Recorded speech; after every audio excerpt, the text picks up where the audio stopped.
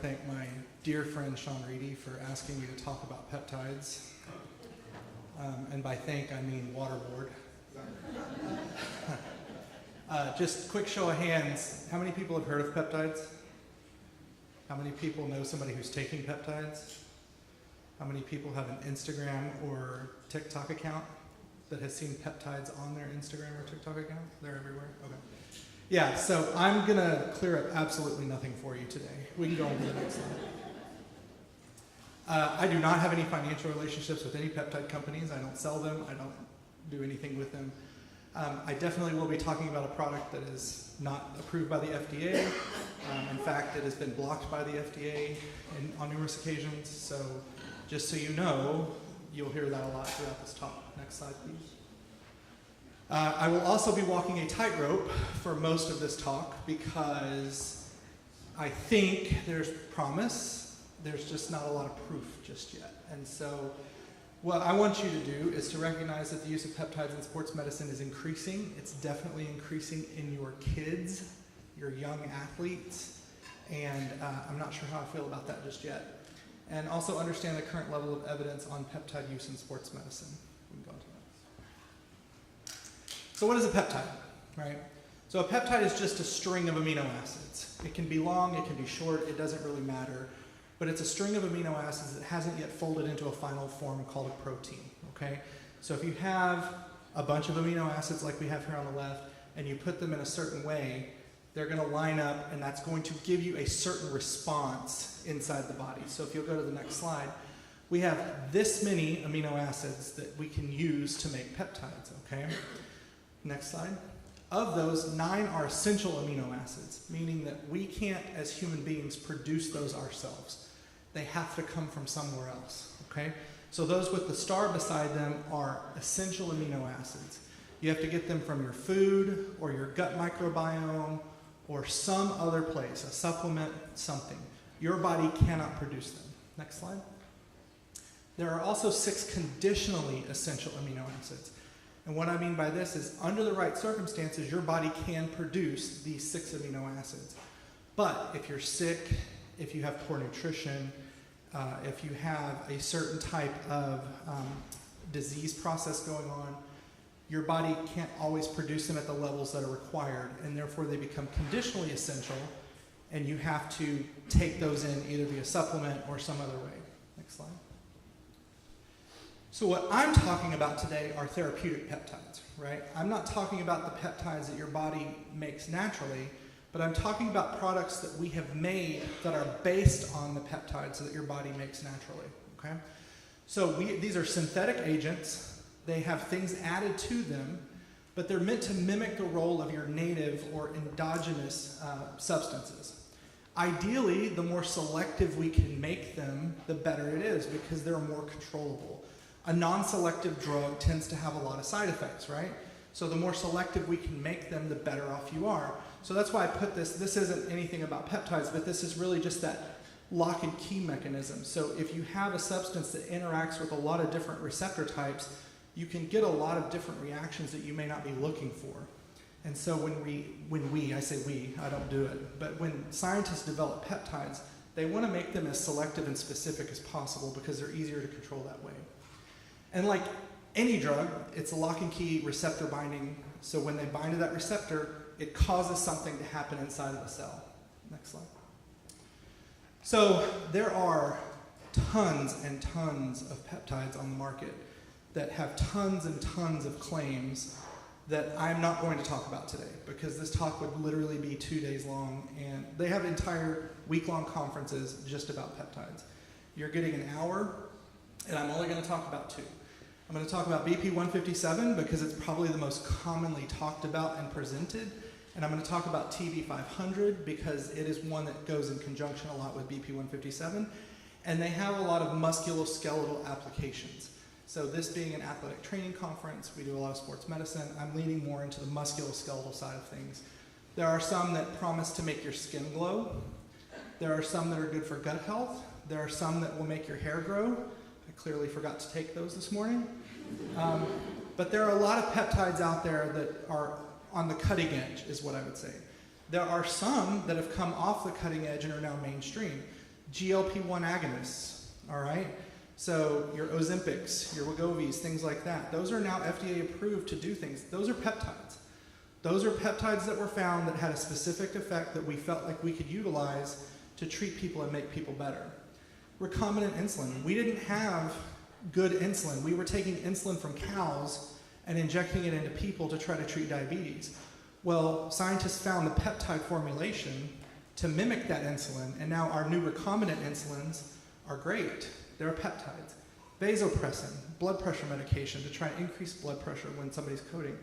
Oxytocin, all these things that we give to patients, that we've been giving to patients for years, are peptides. So this is not me standing up here saying peptides have no place in medicine. That's a ridiculous statement. We use them all the time. These are not new, but these two that I'm talking about specifically are still kind of on the cutting edge. You can go to the next slide.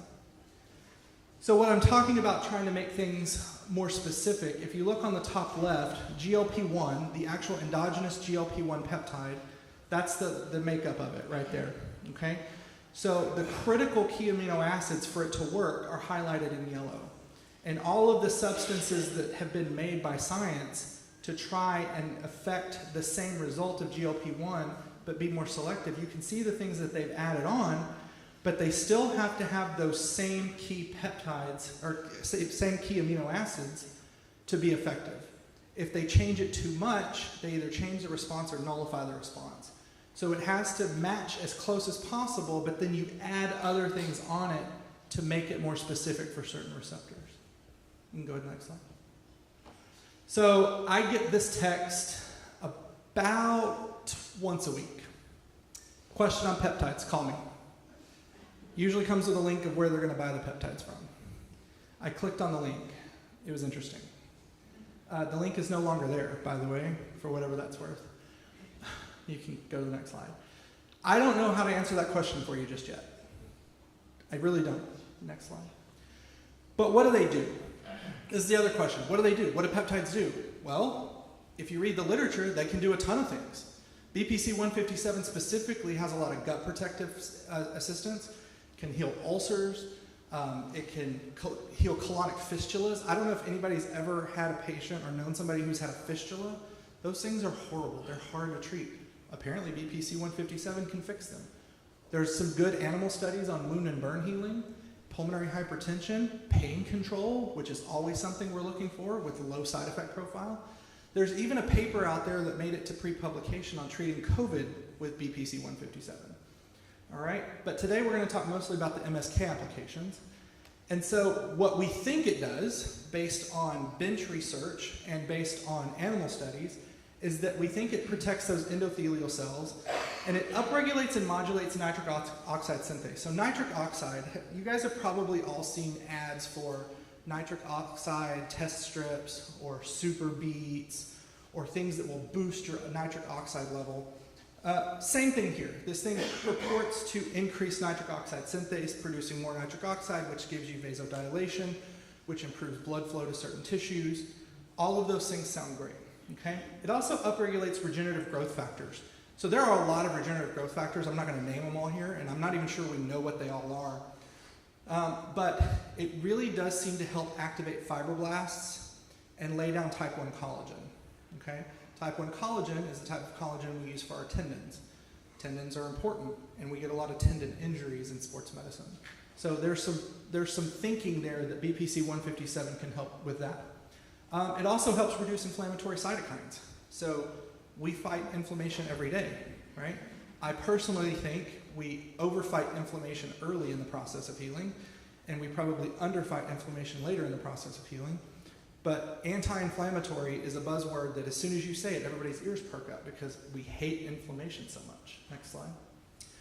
So here's kind of a schematic of what most scientists think that BPC 157 can do. So anything with an arrow causes a positive effect, and anything with a slash mark, so if you look here, going to the 5-HT2A, there's a slash mark there, it blocks that. So VEGRF is vascular growth factor. It increases blood vessel production. Nitric oxide synthase on the left increases nitric oxide production, which creates vasodilation and increases blood flow. It can decrease dopamine and increase serotonin, which can give you mood benefits. It blocks 5-HT2A, which is where we block most of our serotonin. So like if you take an SSRI, it blocks it at the 5-HT2A receptor. It can also work on the CAQSM enzyme, which when you think about your arachidonic acid cycle, can help to decrease inflammation. It also increases intracellular calcium, which is interesting. At least it has in animal models. That has a lot of cardioprotective benefits that I think we're still trying to tease out. Next slide. So TB4 or TB500, you'll see them written both ways. TB500 is basically the synthetic isolate of TB4. TB4 was isolated in the 1970s. This is not new. A lot of people in this room didn't exist in the 1970s, okay? So this is not new stuff. The interesting thing about TB4 is it's found in every single fluid and all of the cells in the human body except for red blood cells. Why not red blood cells? I don't know. My theory is they don't have a nucleus. Therefore, they don't need it, okay?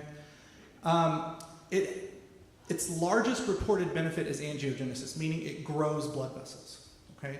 So when you use this and you inject this, it tends to increase blood vessel growth, okay? They've had some studies in animals, even in myocardial infarction and heart attacks, where the heart becomes ischemic. They inject TB500 or TB4 into that ischemic muscle, and it actually regenerates blood vessels. That's the word I was trying to think. It also, they think, helps with mesenchymal stem cell migration. The stem cells, I think everybody knows the phrase stem cells. Mesenchymal stem cells are endemic to us. We don't have to get them from anywhere else. Our body produces them. And they think that TB4 helps to guide their migration into places that are injured, okay? It's been used in the past in horse racing, vet medicine. I don't know that they still use it. Who knows? I'm not a veterinarian, although I feel like one some days. Next slide. The mechanism, they think, is that it increases that VEGF, the vascular endothelial growth factor. And that's a very potent chemical in the body. When that chemical shows up, blood vessels follow. They are going to be developed wherever that chemical is, okay? It also increases interleukin 8, which produces more MSCs, so it increases your MSC production in your body. And depending on where in the country you're from, it either inhibits apoptosis or apoptosis. Don't care how you say it, but apoptosis is that programmed cell death. So it decreases or inhibits programmed cell death. So cells don't age as quickly, theoretically. It also reduces tumor necrosis factor alpha and interleukin 1 beta, which are very strong inflammatory cytokines. So if we can block those inflammatory cytokines, we can actually reduce inflammation in the area and reduce pain as well. If you look at that bottom right picture, that's from a website that sells TB500. If you look at that, you think TB500 literally is a miracle drug. Like it affects everything in your body, and it probably does to some degree. We just aren't quite sure how yet. Next slide. So what is the dose? I get that question all the time. How much should I take?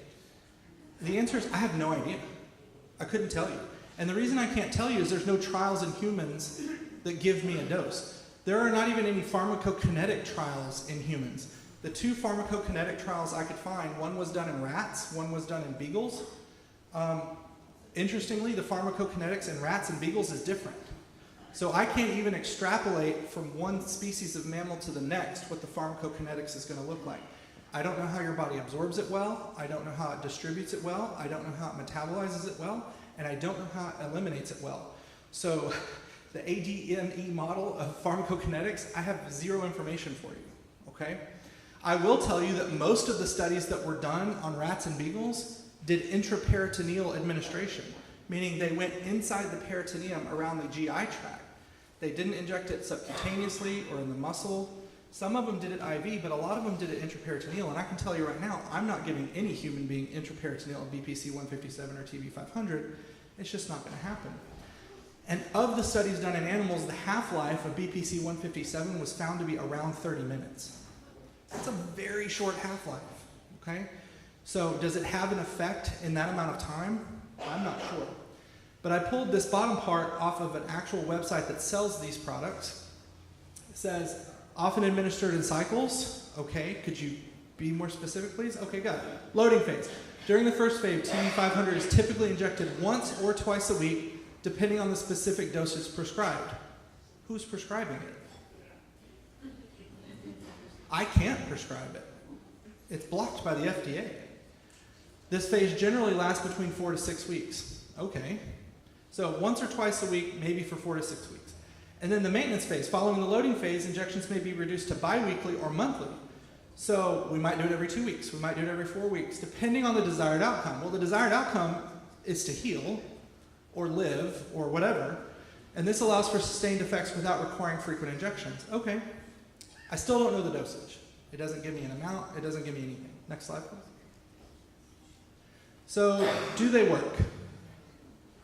BPC 157, while only animal data, it's very clear, it has the propensity to encourage fibroblasts, which are these cells that, make up things like tendon, cartilage, etc., and can really repair tissues. Mm-hmm. I mean, I certainly have experienced it can help repair things. Yeah, it's legit, and unfortunately the FDA is trying to get rid of it. There's a lot of things that are really good for you that unfortunately are not regulated correctly. Yeah. It sucks. Well, my wish, I have no plans to go to Washington, but my wish is that things like BPC 157, some very interesting, I would say not cutting edge, but even further out, like bleeding edge things like pinealin, which can help with regeneration of the pinealocytes, are incredible for sleep, potentially. Like, we need these things explored. And everyone, for a while, was like, peptides, it sounds really kind of gray market weird, and it can be. But let's face it, GLP-1 agonists. Ozempic, Mounjaro. That's a peptide that existed for years in the fitness and bodybuilding industry. Now it's probably approaching $1 trillion industry someday. The difference is that has a tremendous windfall in terms of the amount of money you can generate from it. BPC 157 can be made by virtually any laboratory, and it's probably going to cut back on orthopedic surgeries. Okay, so a lot of time packed in about 1 minute and 15 seconds, or however long that video was. BPC? It's not that easy to make. There are different formulations. There are oral formulations, there are IV formulations, there are subcutaneous formulations. They may have different things in them depending on where you get them from. I can't ever vouch for purity of a product when it has no regulation. And can you go back to that previous slide, please? If you look at who broadcasts this, the podcast king, I'm assuming that's Huber's, but who knows? But there's a lot of, the stuff just works. Okay, it just works. Got it. That's great. It worked for you, or it works for you. But can we apply that to the population at large? And we're still trying to figure that out. Okay, next slide, please. The thing I want to talk to you about here is you need to know who you're listening to. So the guy who was on with Joe Rogan, I think everybody probably knew who Joe Rogan was, right? If you don't know Joe Rogan, sorry. But Dr. Andrew Huberman is a PhD neuroscientist. He is a doctor, but he's a PhD doctor. He is from Stanford, and he does a lot of work in this stuff, okay? And that's great. He does a lot of bench research and work, mostly on neuropeptides. He doesn't do a lot on the RMSK peptides, but mostly in neuropeptides. But he's got some credentials, right? He's got some credentials. Next slide. He also sells a book called Protocols. Now, you go look at the book. It has nothing to do with peptides, so I'm not faulting him for selling the book. But, you got to be a little careful. Next slide. He also sells merchandise. Okay? Great. I'm not faulting somebody for selling merchandise. If you have a following enough to where they're going to buy a hoodie with your name on it, more power to you. The thing I'm glad about here is that this hoodie doesn't have peptides are saving our lives, or BPC 157 should be in the drinking water, or things like that. These are just generic type products. So it doesn't bother me so much that he's selling things. And he really does have credentials, and he really is a smart guy, and he really does try to listen to the science. But you have to be a little bit careful. Next slide. And we can play this. Peptides. I take peptides that stimulate your body's production of human growth hormone, IGF, and then BPC 157, which is really good for recovering from soft tissue injuries, and that stuff is amazing. Yeah, I did that with my knee for 6 months. It's amazing. Yeah, it's great. There's so many different things that they know now that work, and like I said, we're super fortunate to do it this time. I've had doctors tell me that the BPC 157, that there's no scientific data to back it up and that it's hocus pocus. And every single high-level athlete that I know, when they get injured, they get on BPC 157. Yeah, those doctors are cracked. Yeah, they're cracked. because it's not true. There's plenty of studies. Like, I've had conversations with doctors, like, oh, well, the saline works just as effectively. Right. No, it doesn't. No, it doesn't. Like, you're not an athlete.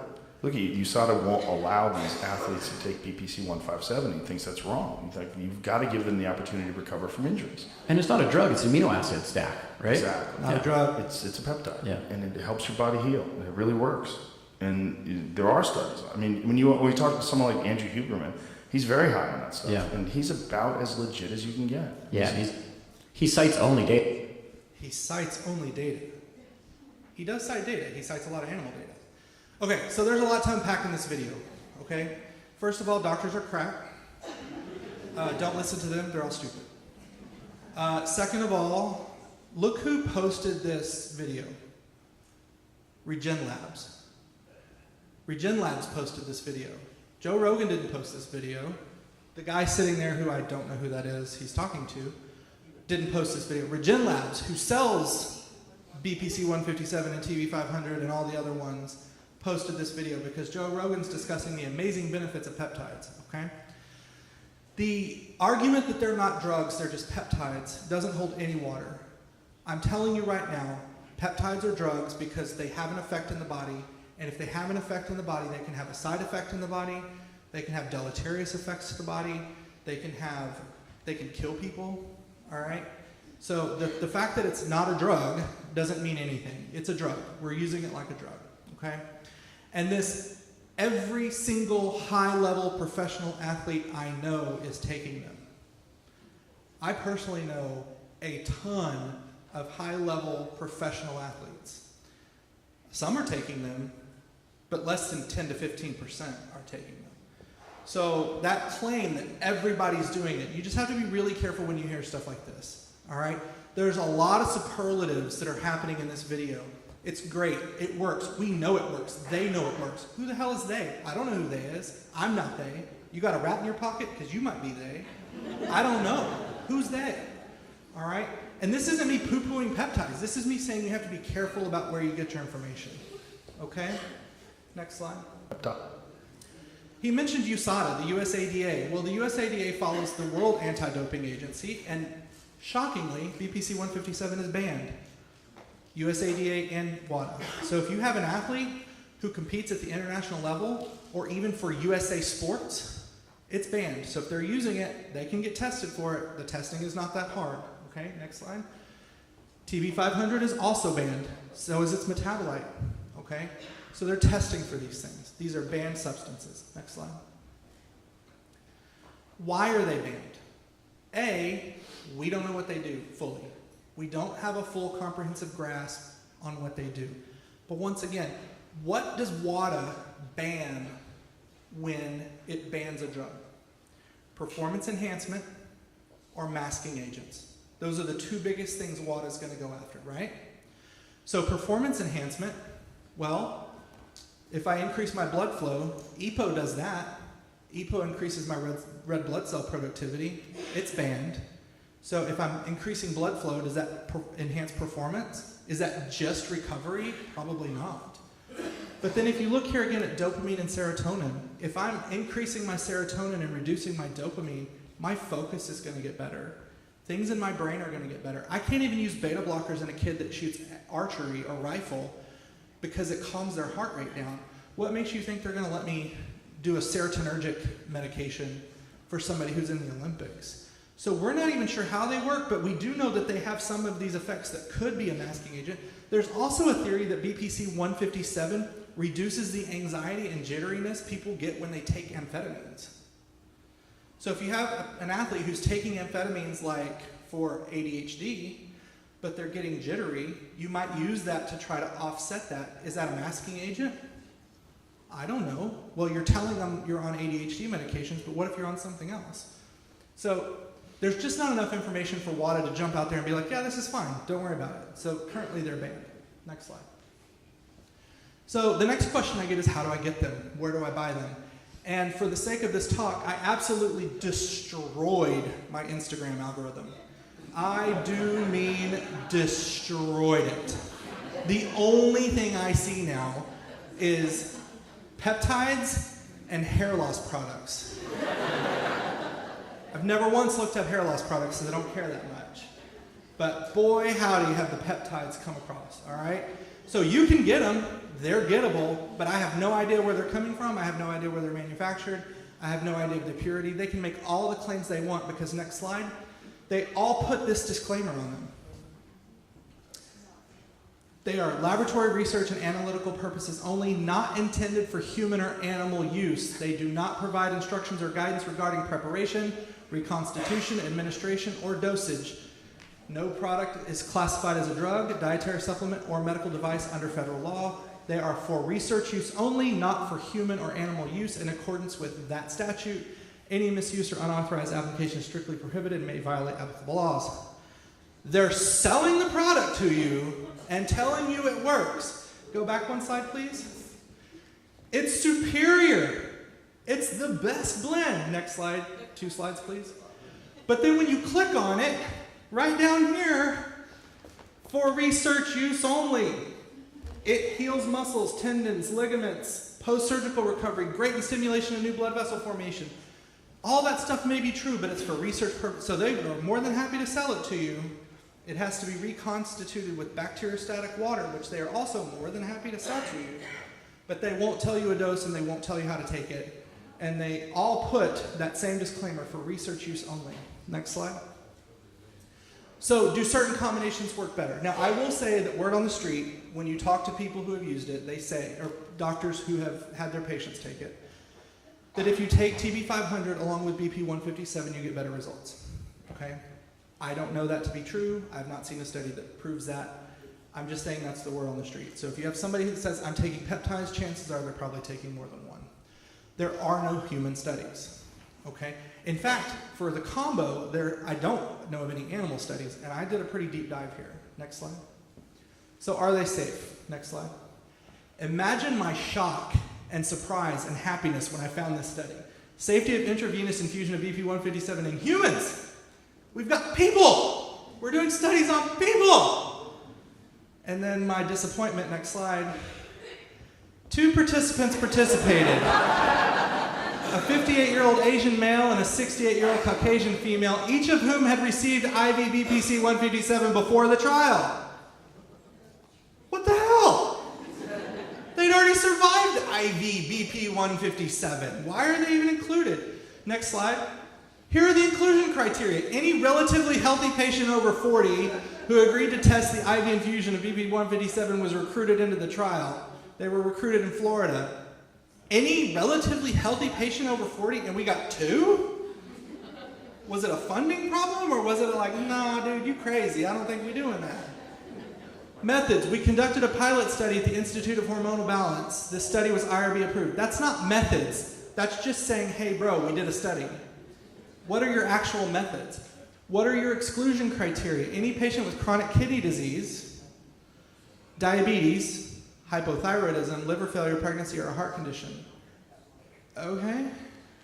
Next slide. Here are their results, conveniently in one table, because all they did was check blood pressure before and after infusion, check labs on day 1, day 2, and day 3, and they said, look, nothing happened. That was the study. That was the safety study. Well, okay, maybe something didn't happen, but if you, let's see, look at patient number 2, table 2. Look at their potassium level. So about midway down. Started out at 4.0, went up to 5.1, and then went to 4.8. Okay, so 4 is a normal potassium. 5 can be considered a normal potassium. But if you go from 4 to 5 to 4.8, this is only 2 days worth of data. Is that trend going to continue? I have no idea. Potassium is a very dangerous thing. If it happens to go high, it causes arrhythmias, it causes people to die. I don't know, when a potassium goes from 4 to 5, my eyes are like, wait, what? My hair on the back of my neck goes, hey, wait, what's this? All right, so is it completely benign? I don't know. The good news is neither patient died. Next slide. So the question of are they safe? I don't have enough information. There are some hypothetical concerns. When you look at the science, there are some hypothetical concerns. Number 1, angiogenesis and cancer risk. Cancer cells need blood. BPC-157 and TB-400 increase blood vessel production. Are they feeding cancer cells? I don't have any data that says they do. I don't have any data that says they don't. I will say in a lot of rat studies that they have rats that have cancer tumors. They don't seem to get worse. The cancer doesn't seem to grow any faster when they're on these types of peptides. In fact, there are some studies that say the BP157 may have some cancer tumor suppression activity for certain types of cancer, okay? So I don't know, but this is hypothetical. Nitric oxide. Okay, I just told you 5 minutes ago, nitric oxide is great. Vasodilation, increases blood flow. But if it does it too much, nitric oxide can actually bind to a hemoglobin molecule and displace oxygen from hemoglobin. Okay? So there is a point where it goes from being a really good thing to being a really bad thing. Okay? So potentially that could happen. Proline. The biggest metabolic product of the breakdown of BPC-157 is proline, which is an amino acid, right? We have it in our body all the time, but it's almost invariably bound to something else. Free-roaming proline is a very highly oxidative stressor, okay? Meaning it creates a lot of inflammation and oxidative stress on your tissue. It's like putting ozone in your body, okay? People who put ozone, O3, is a highly oxidizing material, right? So oxidative stress increases aging. It makes aging worse. So theoretically, if we're increasing the amount of free proline, are we actually making people worse? We don't know. We're still looking into it. Nitric oxide and neurodegenerative conditions. So a lot of work is being done on BPC-157 in treating things like Alzheimer's, Parkinson's, MS, things like that.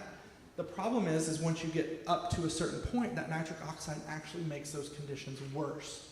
So again, you have to find the balance, which goes back to you have to find the dose, which goes back to you have to understand the pharmacokinetics. And right now, I can't stand up here and tell you that I do. Okay, next slide. Every single website, everyone that sells these products is going to put the same thing. It's essential to follow professional medical guidance regarding TB500's doses and measurements. Who is the professional medical person who's giving you the guidance? I will tell you right now, there are a ton of nurse practitioners and PAs in this country who have independent practices in states that allow independent practice for nurse practitioners and PAs that are prescribing the heck out of this stuff. They are selling it out of their offices, they are providing it to athletes, getting them to put their face on their websites or their Instagram account saying, hey, I'm taking these peptides and these guys provided it for me and they're the best. I don't know what information they're giving them, and I'm asking that question and I'm getting a lot of, they don't tell me anything, they just give them to me for free. While adverse effects are relatively rare, how rare, we don't know. Some individuals may experience minor irritation at the injection site. Okay, that's a safe bet. You stick yourself with a needle, it's gonna hurt. Proper sanitation and care during administration are essential to minimize risk. So, okay, great, next slide. You can play the video.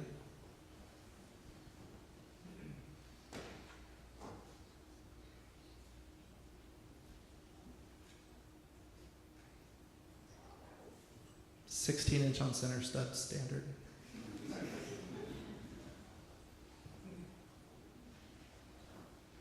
BPC-157 and cancer.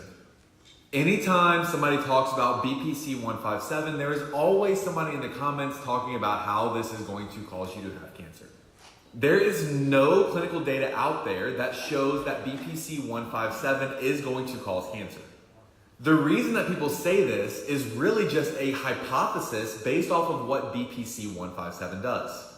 Because of how BPC-157 works through angiogenesis, you could be supplying cancer tumors, cancer cells with more nutrients, more blood, and more things that they need to grow and spread.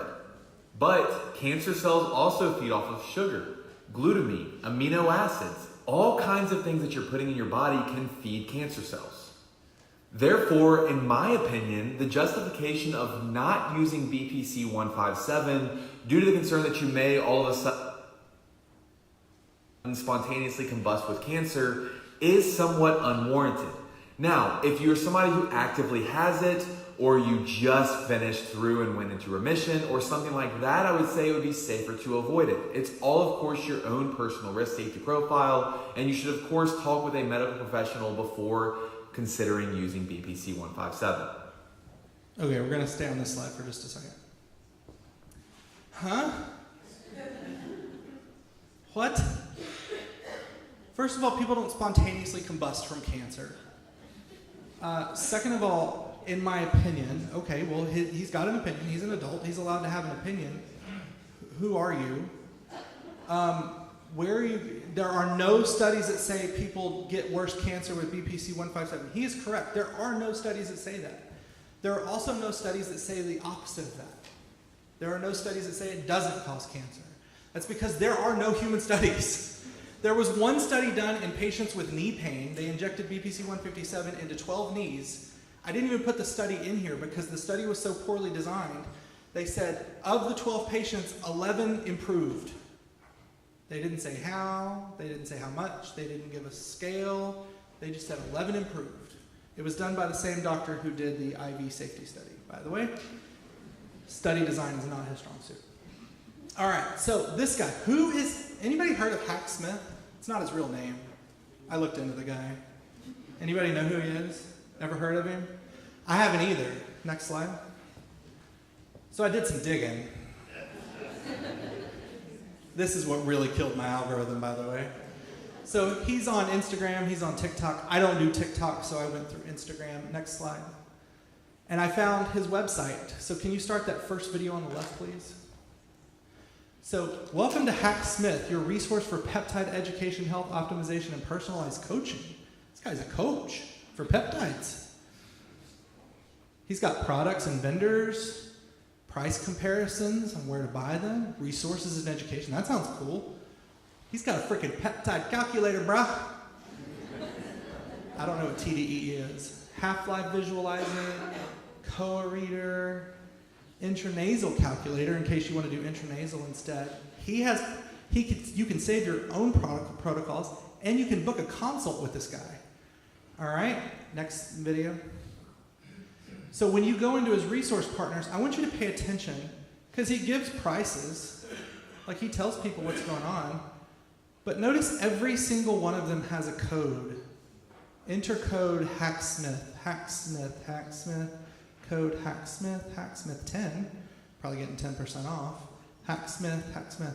Why is he putting that code there? He gets a cut every time he sells something from that website and they use that code. He gets money from it. He gets a lot of money from it. All right, next slide. There's more. So play that video on the left, please. That one, thank you. So I went into his peptide calculator because I don't know how to dose peptides. How do you reconstitute it? Because it all comes as dried product and has to be constituted with water. Who is this tool for? Anybody who wants to use peptides. Here's our tool. Looks very official, right? I have a MedCalc tool that looks exactly like this when I'm trying to dose medications. You can save your protocol if you enter into his website, set your dose, enter your strength, all standard stuff, right? Until we get to the bottom of the page. And it's even in yellow. This calculator is for educational and research purposes only. Always verify calculations independently and consult with qualified professionals before using any research compounds. What? You just told me how to use it, but now you're telling me that how you told me how to use it may not be how to use it, and I need to consult somebody else? Please. Next video. So you can actually join this guy's website. I did not, because I don't want my email address getting out there. But you have to go in and enter your username and password, and I clicked sign up. I was hoping it would say how much it costs to join this thing. It does not. I think that's the next page, but I was not willing to confirm my email address. But just know, I looked. I looked for this guy. Is this guy a scientist? Is this guy a doctor? Is this guy a mechanic? Like, what does this guy do? Interestingly, he was in the 75th Ranger Regiment. He's a military guy. Great. Badass. Love that. What else does he do? He's a dad. That's on his website. He's a husband. He was a mechanic for a while. Why did he get into peptides? Doesn't say anywhere on his website how he got into peptides. You know what I found? I found a podcast he was on. He got into peptides because he was interested in them. He started taking them and noticed that they helped him. So now he wants to educate everybody else. So if you go to his Instagram page, it is full of videos. on how great peptides are, okay? I'm not saying this guy isn't an expert on peptides because he's probably just as much of an expert as anybody else. He's probably done as much research into peptides as anybody else, but he's selling a lot of products, and I'm not saying you have to have a scientific background to talk about scientific things. That is not me poo-pooing people who are smart, who don't necessarily have a degree in chemistry or biology. You don't have to have a fancy degree for me to think you're smart. But there are no bona fides here. There is nothing in this guy's history other than he was interested in them and he started taking them, and he noticed when he told his friends to start taking them that they all got better too. And that's a great way to get interested in something, but it's not a great way to get me convinced that everybody in the country should be taking them. Next slide.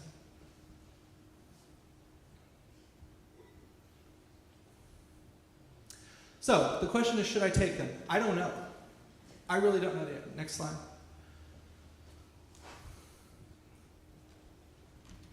I'm going to give you a little bit of perspective. Okay? Next slide. The picture on the left is of an elbow. The white stuff is the biceps tendon that is curled up in a way it's not supposed to be. You can see the wavy little fibers with what's left of the distal biceps tendon laughing and mocking the person who it belongs to.